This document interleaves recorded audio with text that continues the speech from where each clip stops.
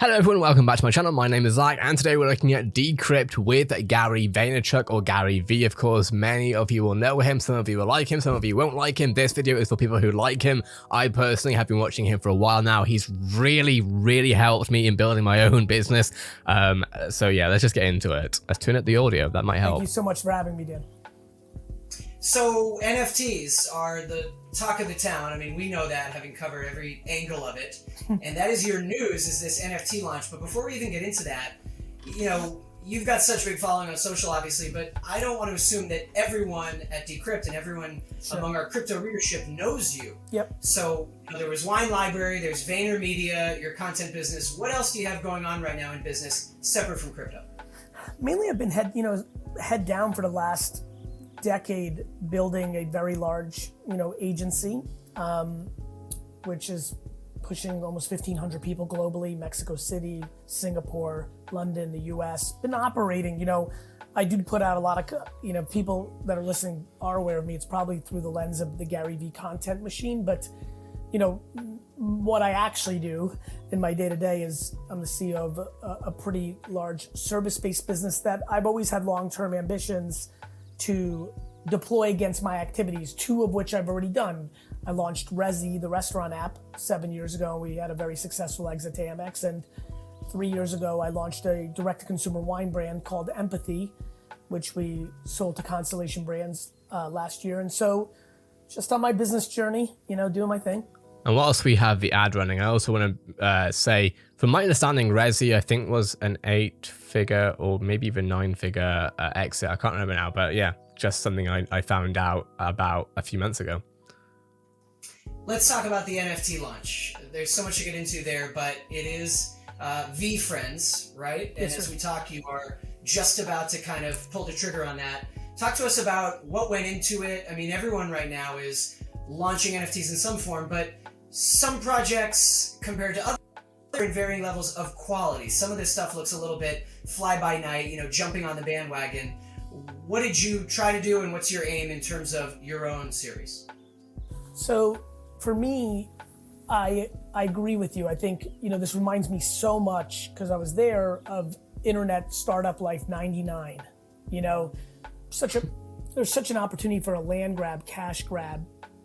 And you have seen people with large audiences come out with, commissioned a digital artist, put their name on it, and have, extracted a lot of dollars from their fan base. And I think the concern I have there is it's a nice short-term transaction if that's what your goal is. Sorry to cut off Gary, by the way. For anyone wondering why, I believe his name is Daniel's video is a little bit choppy. That's nothing to do with me. I think that's his camera. Sometimes when these things happen, people put it on me. So I just wanted to say that's not me. But yeah, anyway.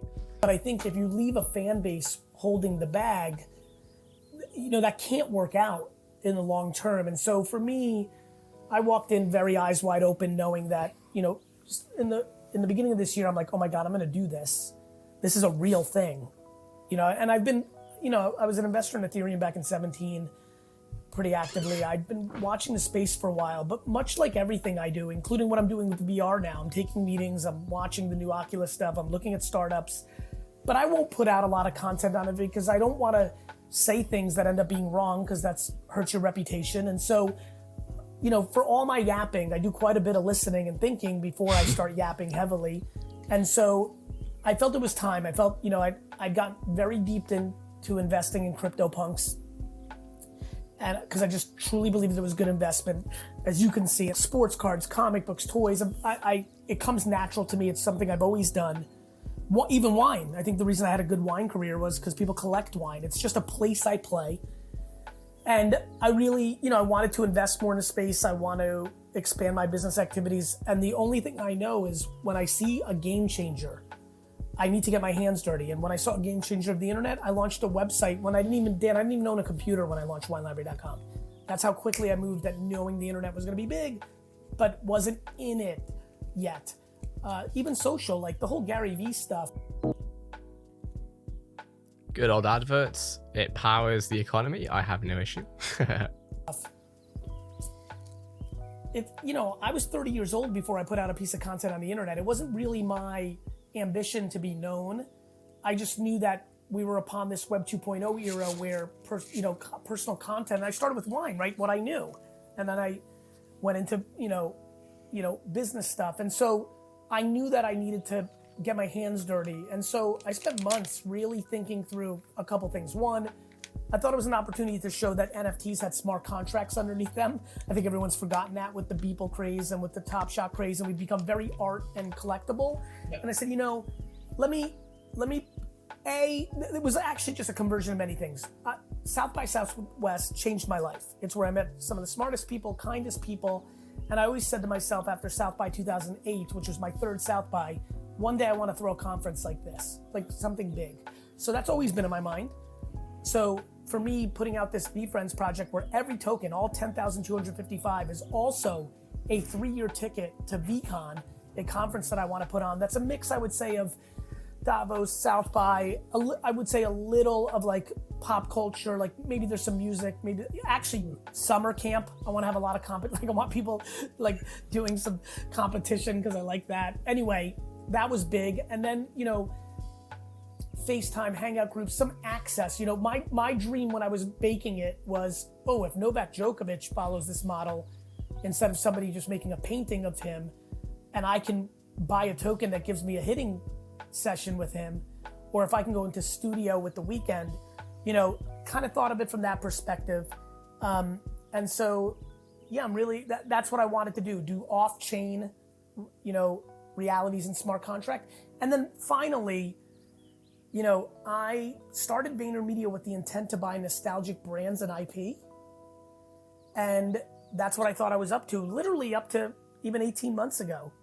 And then this momentum of this NFT space, I firmly believe that 2 or 3 of the most significant intellectual property in pop culture in 20 years, the Hello Kitties, the Pokemons, the Harry Potters, I believe like video games and card games and movies and books were platforms for much bigger expansion of that IP.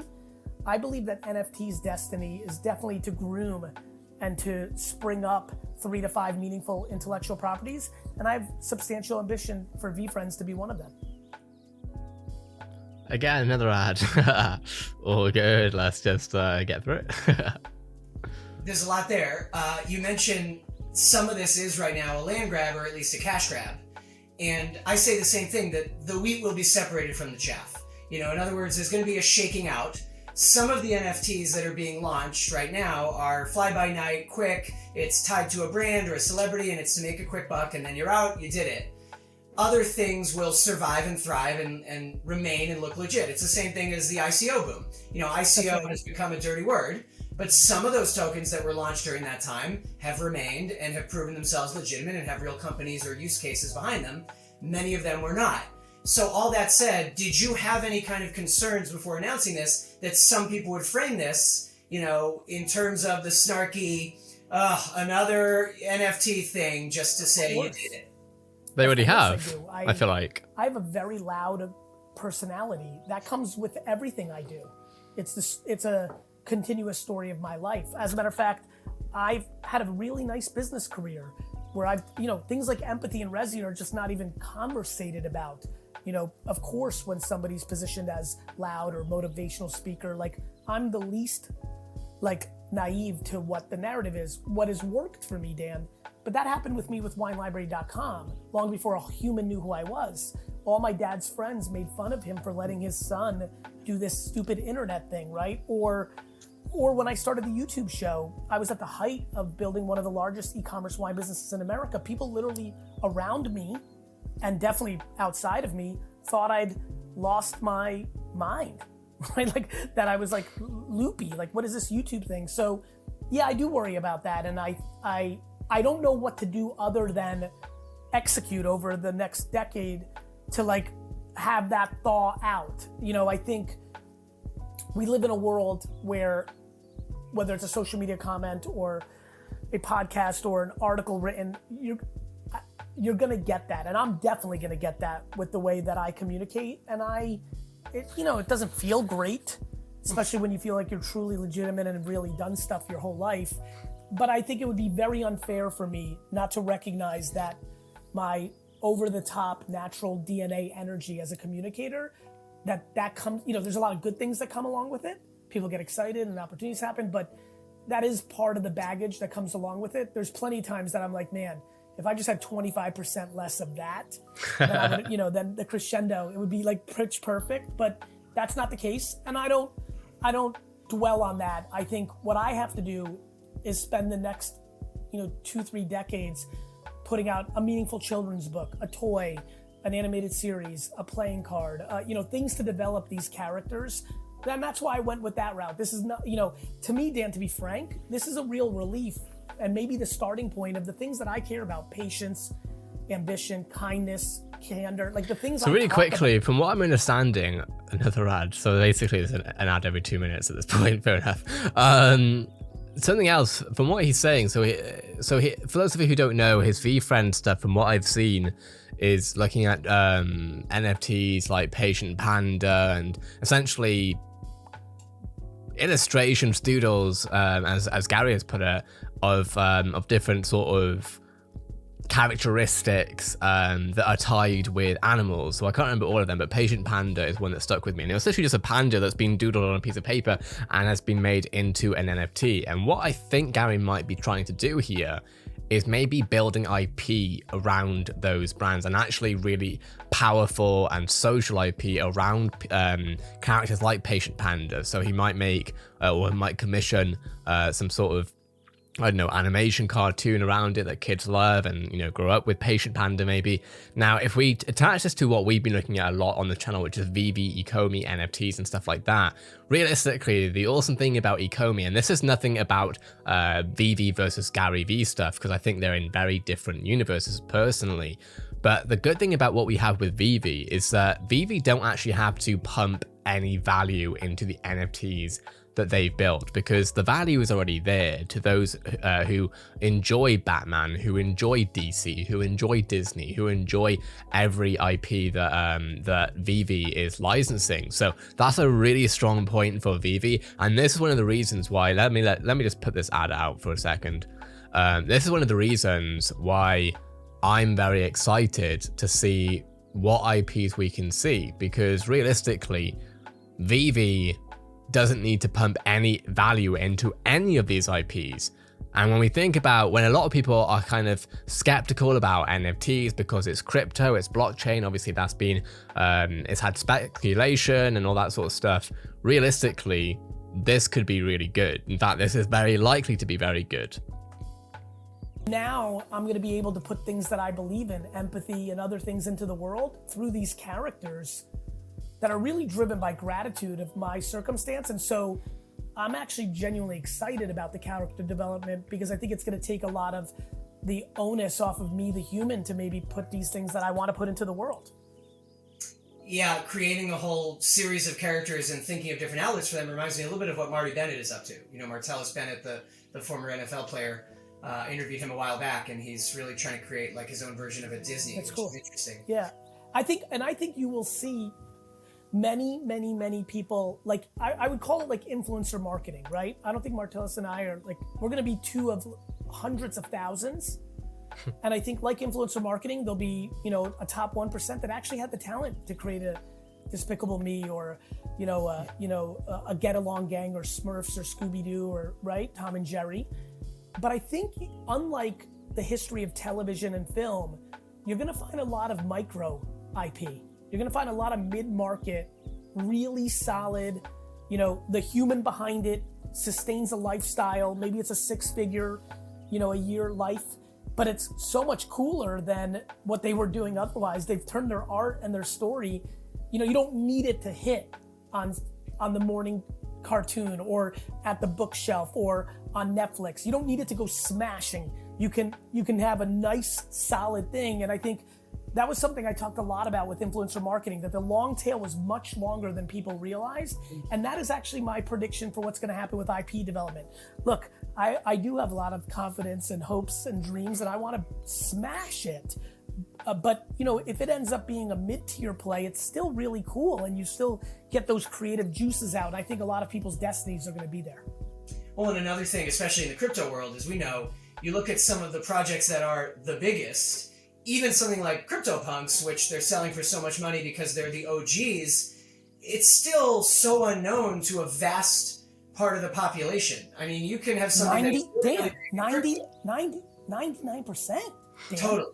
That's what's so cool, I'm sure, for you, right? You going through, you guys have this incredible show, and already you have momentum, and you're like, shit, nobody even knows yet.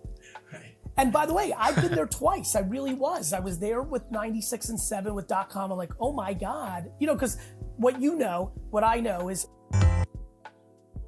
Damn, they really put it in the ads. And to be fair though, once this channel's monetized, I'm gonna be doing the same thing. You start fair warning. You're like, man, this is doing pretty well. Wait a minute, nobody knows yet. This could be cool.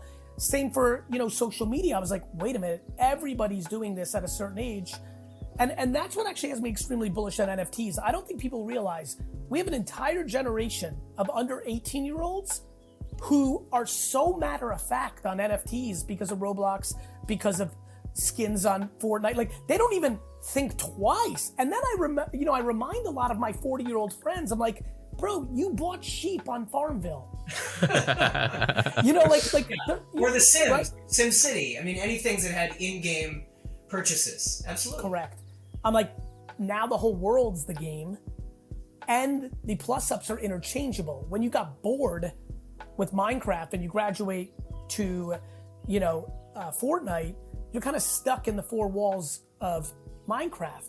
These now become, on a blockchain world, interchangeable assets. You're gonna be able to trade in.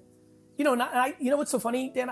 I'm such a big garage sailor. I don't know if you know this about me, but I'm obsessed with garage sailing, and I see this every day. I roll up on a home and I see the 13-year-old, and sure enough, damn, not to call out Dan or anything, but Dan don't know about trash talk. Those of you who watch Gary know what I'm talking about. That are for sale are from when that kid was 7, and they're trading to the next thing, but they're selling those things for 8 cents in a bag. To be fair, I don't know Dan, so I might be wrong, but I was just reading his expression.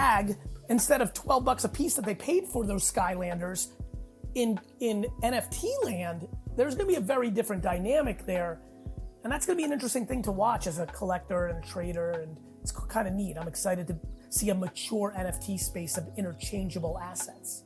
Well, I'm glad you mentioned, friends in your peer group, and you try to explain it to them, because my next question was going to be, there are people right now, probably actually most people, who just can't really wrap their minds around it. And I totally understand that, and I don't blame them.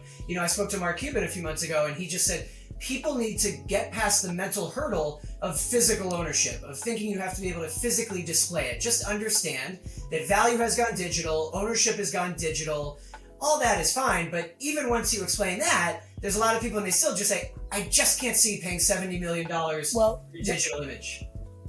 Look, that's no different than when I was telling all my buddies in 1999 that everybody was going to date through the internet, and they were like, no way, I'm not a fat dude in my mom's basement. And I'm like, no, you're not understanding the convenience and the cultural shifts. I didn't use such smart words back then, but it was just very obvious to me. And so for me, the public wallet as a communication tool, no different than what you've got on your shelf there with the dog, and no matter what I got, and how you wear your facial hair and what shirt you're wearing, and humans communicate. And to Mark's credit, that's exactly right. I don't even live in my mind anymore without the public wallet being as important as a Google result or an Instagram lookup when you meet someone new.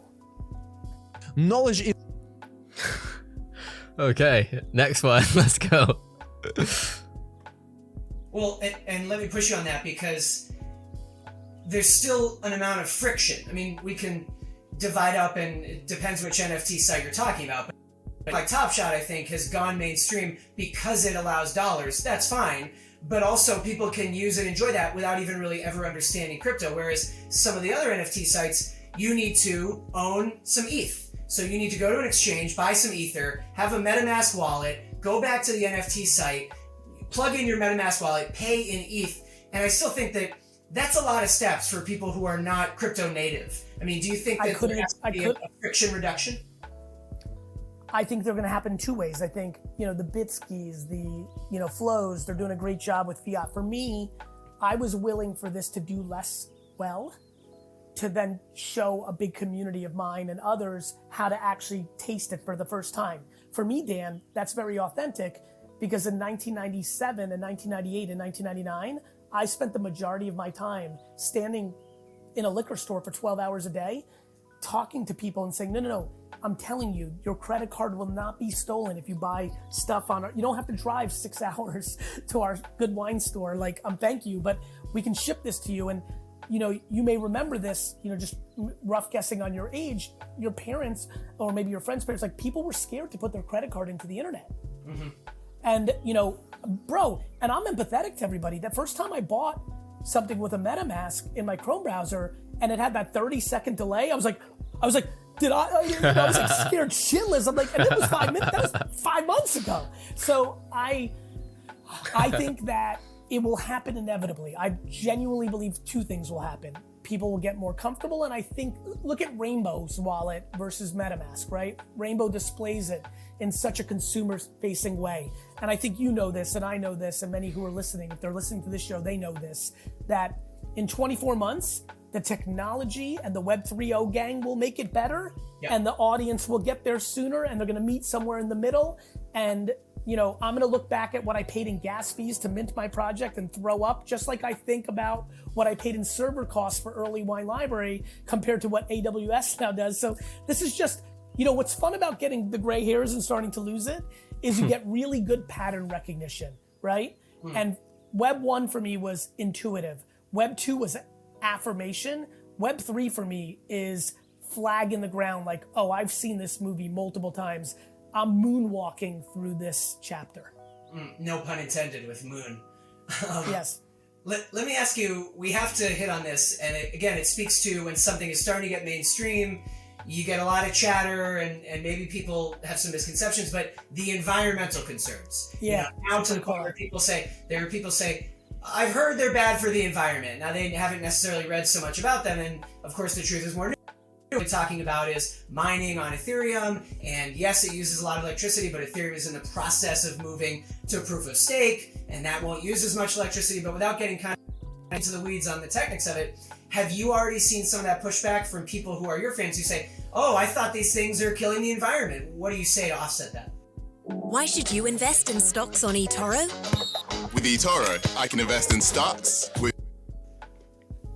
As I was like, okay, Ethereum was what I was most comfortable with when I was really saying I'm going to do this. So, I would never do something that I'm not comfortable with. I just wouldn't do it, right? I was like, I'm going to do this on ETH. And to your point, where's my report card? There's a reason I got Fs. You're not gonna be able to see this, but there's a real reason why I got a bunch of Fs in science. Like, I really struggle with it. What I definitely got to a place of is like, okay, I understand proof of stake. I understand what L2 is bringing to the equation. The thing that was really interesting for my project, Dan, was this project, these characters were 2 years ago, I was making a toy project called Workplace Warriors, same characters to sit in people's, back to the way I like to roll, right? So one of the things I've been very fascinated by is the net impact, right? I'm a sports card collector. It's a lot of cards. Sorry, before he goes into the net impact, some people might think, damn, he's eating while he's making a video. I make so many videos every day. Basically a quarter of my life maybe is on camera at this point. I gotta eat. I'm sorry. I'm gonna do this on video sometimes. Board, a lot of plastic, a lot of shipping, a lot of FedEx, a lot of UPS, a lot of cardboard. So, my intuition. I don't take lunch breaks or dinner breaks a lot of the time, so that's it. Whoops. Is over time, it should be a winner compared to all the plastic and paper and fuel that's used to schlep around physical goods.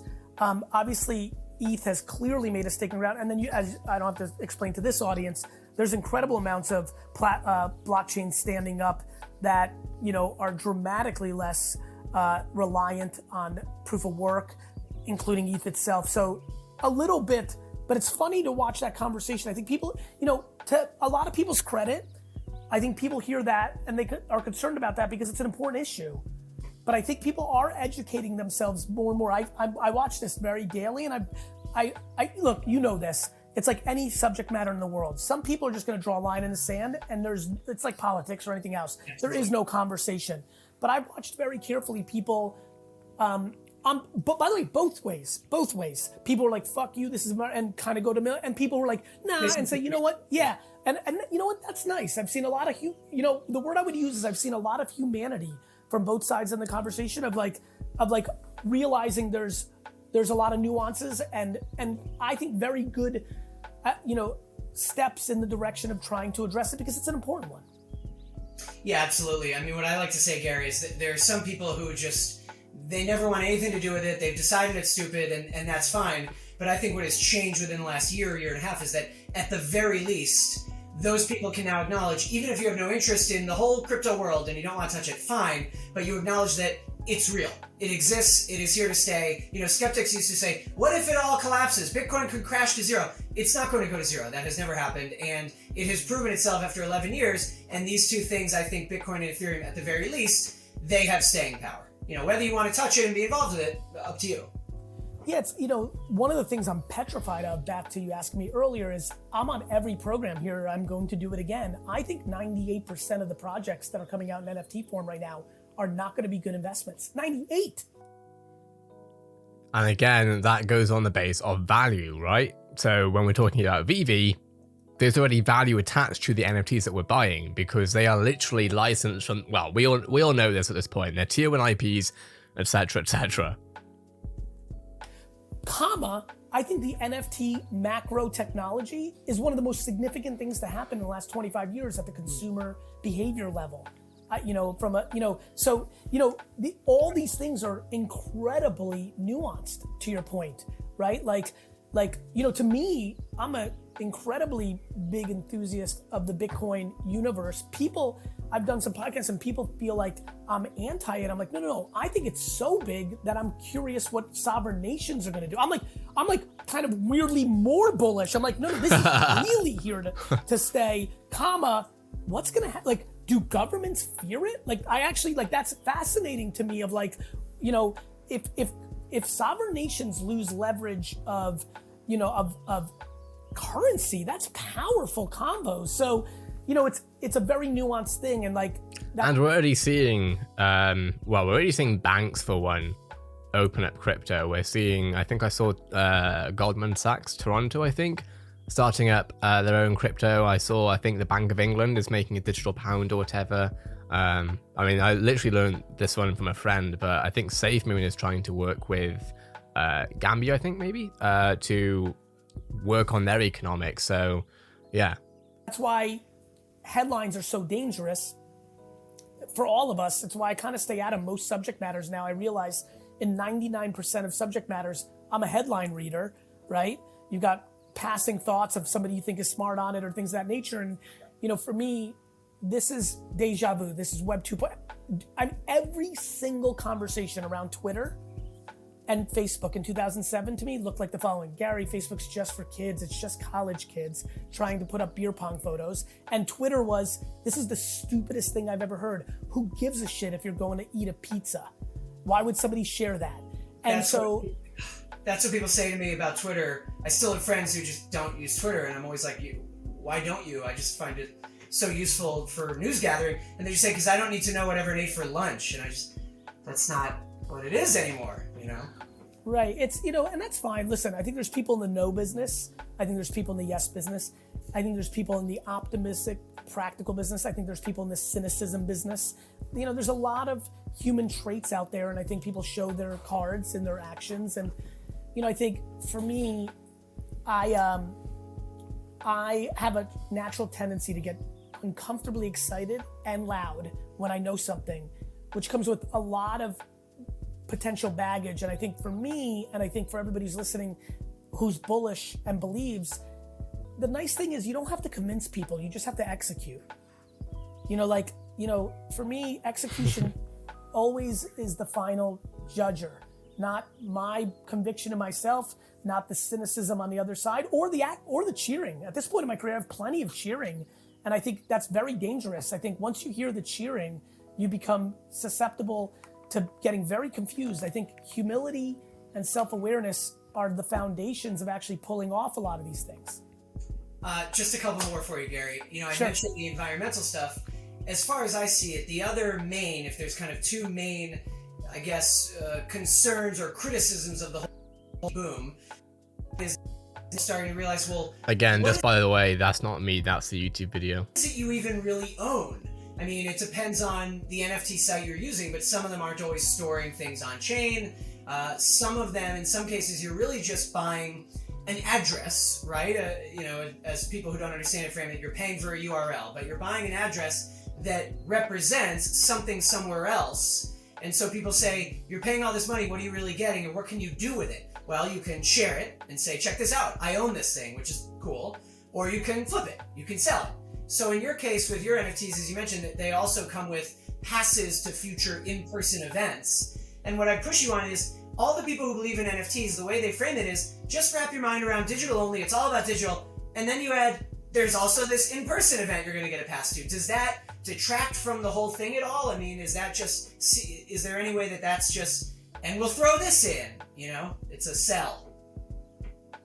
You know, for me, the way I read it, I haven't really felt that take. You know, for me, I think the smart contracts, the most interesting part of NFTs from the standpoint of, I expect to NFT my future homes, you know, like, and transact.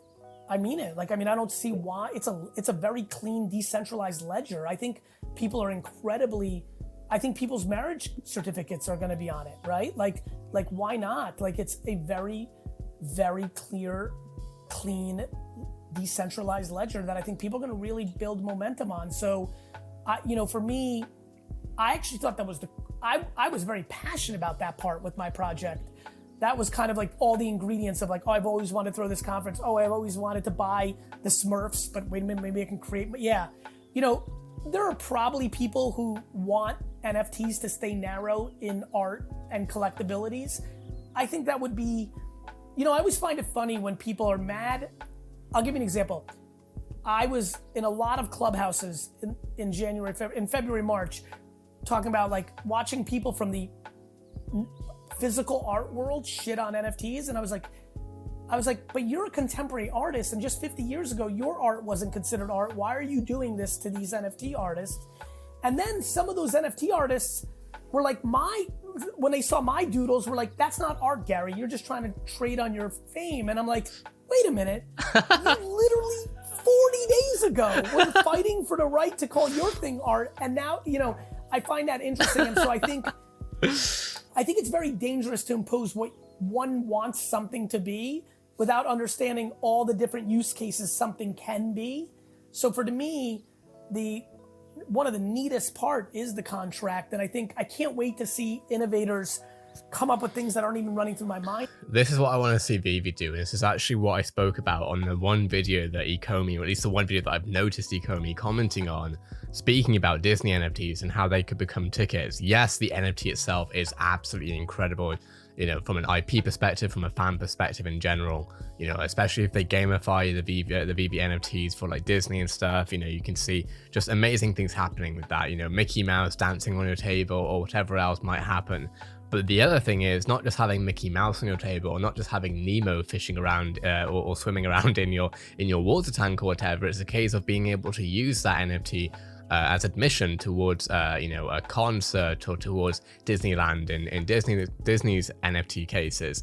Those are the things I think will add tremendous value. And as Gary Vee has said in previous videos, it's also about the resellable nature. The fact is that smart contracts isn't just about the fact that the main thing is that essentially the reselling on NFTs is flipping huge. Disney can put royalties on those smart contracts. You sell your NFT for 10x what you paid for it, and Disney takes 50% of the resale. So not only did you pay, say, $100 for a ticket, but then when you resell it for $5,000, Disney will take $2,500 for it. Like, why would Disney not go with that? Why would any company not go with essentially being on a resellable market that they don't have to do almost anything with? Yet, you know, I'm excited to go to, I'll give you an example, Dan. As you know, I'm a very big Jets fan. I was at the Monday Night Miracle, right? I was at that game. And and as a Jets fan, I'm sure this is very nerdy for people. They were losing 30-7 to the Dolphins with like 12 minutes to go, and they came back and won. It was ludicrous. The Monday Night Miracle. There was only like 4,000 people left in the stadium, Dan, because everybody left because it was a Monday night game. My cousin Bobby left at halftime. When I called him saying, "Can you believe we're almost coming back?" He was already sleeping in Queens. That's how like he'd left that long ago. There was 6,000 people left in that stadium for that game. I personally have met 20,000 people that claimed they were there. When I started understanding what NFTs could do, I was like, man, one day my ticket will be an NFT because it should and will be.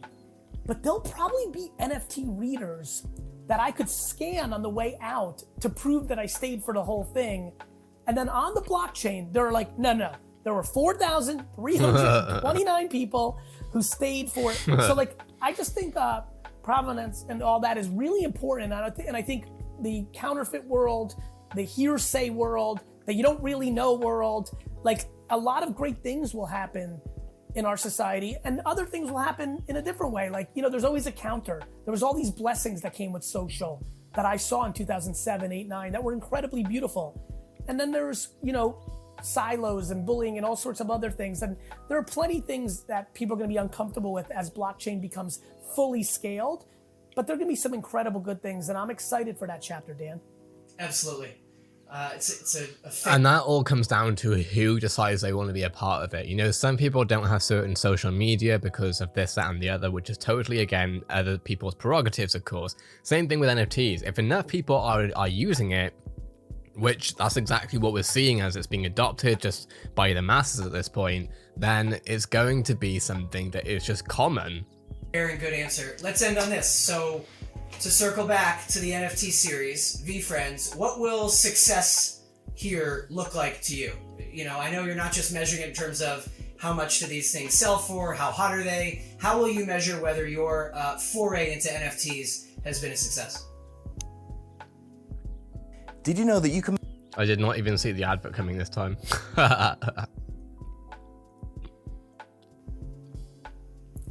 Two ways. Short term, the projects that come out this fall from people that have the luxurious situation that I have, which is a large audience, are dramatically more thoughtful for the people on the other side of the transaction than the person that issued it. For me personally, that in 18 years, there'll be conversations over dinner with me and acquaintances or friends, or maybe I run into with you and say, man, remember we talked right before? I have a very good memory. Like I can literally see you and I in Atlantic City talking the last time right? And so for me, to truly answer this, for me, success is only if I'm able to execute over the next several decades to build a truly, truly meaningful, and I'm shooting for like Scooby-Doo Smurfs. That's big. And I really think I can. And I'll be honest with you, it's similar to the Jets. I realized, I'm like, why do I love this so much? Trying to make VeeFriends a cultural, intellectual property, just like trying to buy the Jets is like so fun for me. It's built out of curiosity, chess. Do I have it? Can I?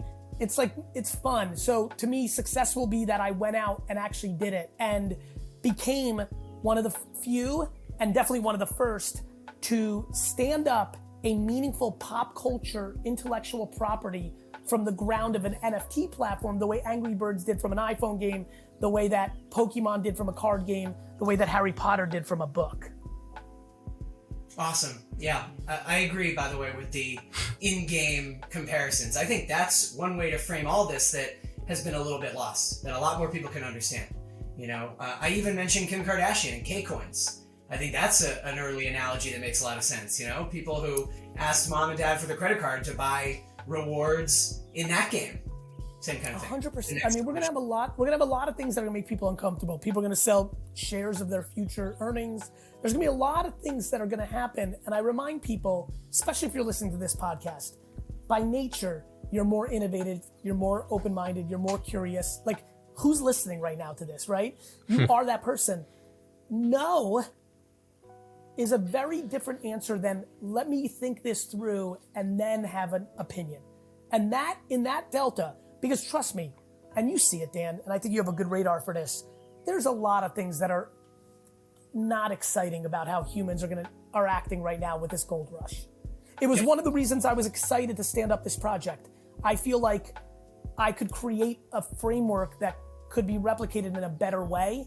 And I think, but don't let the very minimal percentage of people that are bad and looking for very selfish greed moves cloud you in the macro of so much good. And I think our society has a lot of fear based in it, right? Like one person has a bad situation at a mall because of MySpace, and then the news pumps it, and then people didn't want, like that kind of stuff, right? Yeah. So like, I think there's a lot of good here, and I think there's incredible humanity. I've met so many people in the community, OGs in the NFT space, in the crypto space, and just creative, curious, thoughtful, smart, innovative. Like, there's just so much stuff that you can't even imagine is about to happen in the next 10 years, and being close to it is a huge mistake if you plan on living in the world. I like to say, Gary, the tech is agnostic.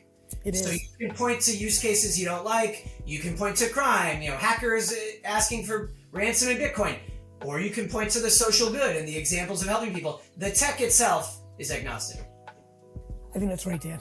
I really genuinely do. And I think the tech is the blockchain, and all these blockchains that are popping up is as big of an innovation to our lives as the internet was, as the printing press was, and all of us will be integrating into that reality for the rest of our collective lives. And the quicker we get thoughtful with it, instead of dismissive, or, by the way, blindly ambitious the other way. Like, you gotta find that equilibrium. And, I'm speaking with massive hyperbole. The Smurfs and Scooby-Doo are some of the biggest intellectual properties of all time, but it doesn't temper my ambition and my enthusiasm. On the flip side, I am far from confused after my 20 years of operating how much work, how much effort, how many really smart decisions I have to make to even begin to sniff that level of success. But I'm up for it, and I'm excited to see. And if not, I'll be the first to be like, look, I didn't have it. We'll just have to talk again in 20 years and see what the NFT space is. By the way, if you're wondering why I was looking here, there, everywhere, it's because I saw an ant on my thing. I was like, is that an ant? Is that really an ant? Why is there an ant there? Sorry. Anyway, that's completely away from NFTs, but that is, of course, the end of the video, basically. And essentially what we've looked at here is why are certain NFTs going to continue? Why are certain NFTs going to essentially flop? And it depends, obviously, depending on what you see as continuing or flop or success, etc. But realistically, coming from an actual value point of view, we all know that VeVe NFTs specifically, they all have inherent value on the basis that the licenses obviously are the tier 1 licenses in the world. You know what I mean? Superman. I mean, obviously that hasn't come out yet, but I'm expecting it will. We'll see a bunch of Disney characters. We'll be seeing pretty much every IP under the sun I can see VeVe eventually getting to, and that's going to be huge. And they're going to be massive resale values for anyone who goes into flipping it. There's going to be just massive sentimental value to those of you who want to buy stuff that is sentimental to you. It's a huge game. I can't wait. Let me know what your thoughts are in the comments below. Thanks to Decrypt for doing this interview. A link, of course, will be in the description below to this video. So if you want to watch it without me watching it, I guess, by all means. With that being said, have a great day, everyone. Subscribe if you would like to, like if you would like to, all that good stuff. Have a great day. I'll see you in the next video.